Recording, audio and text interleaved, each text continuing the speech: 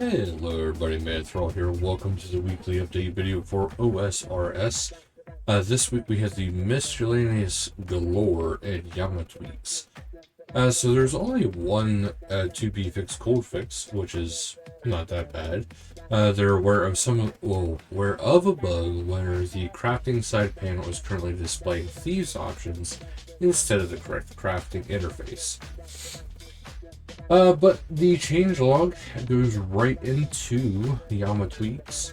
So the boosted pet drop rate from the contract of familiar acquisition now applies to both players if they are in the same group Iron Man team. Amber Light special attack no longer reduces Yama's best offensive stats, preventing him from being rendered completely harmless via repeated stat drains. Ruby and Diamond Bolt E special effects no longer trigger when fighting Yama during the prolific attenuation contract to enforce the intended melee-only strategy. Other changes: the Abyssal Scions are now max hit for 10 with melee, down from 15. Noted Crushed Bird's Nest will no longer be deleted when destroying a looting bag in the wilderness.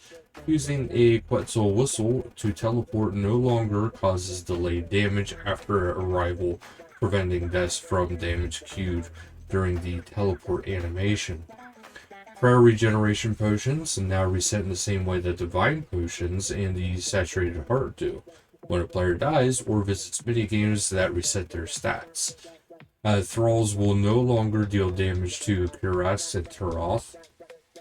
The collection log overview can now be opened at the same time as the combat achievement interface. The collapsed version of the Chambers of Zarek helper panel no longer overlaps with the points menu. You can no longer lose the Tith Farm points by reactivating the auto weed. Having just purchased it, refilling Recoller's can through the Tith Farm shop is now free. The Elemental Wizards south of Falador now correctly take damage from the elemental spells except their own, which heal them instead.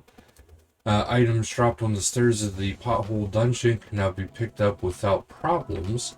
Fix an issue where the Shaman's Tome could be obtained during the Legends quest.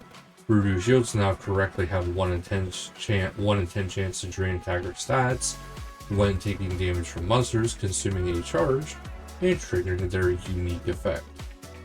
Euphrates Aid now consumes only 1 charge rather than 2 when buffing a single attack.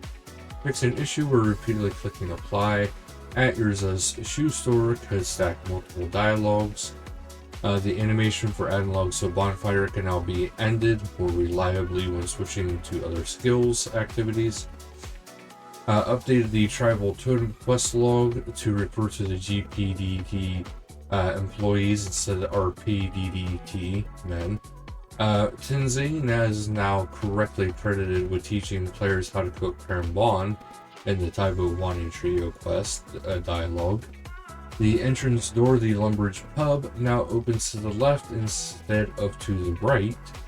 It's an interesting one.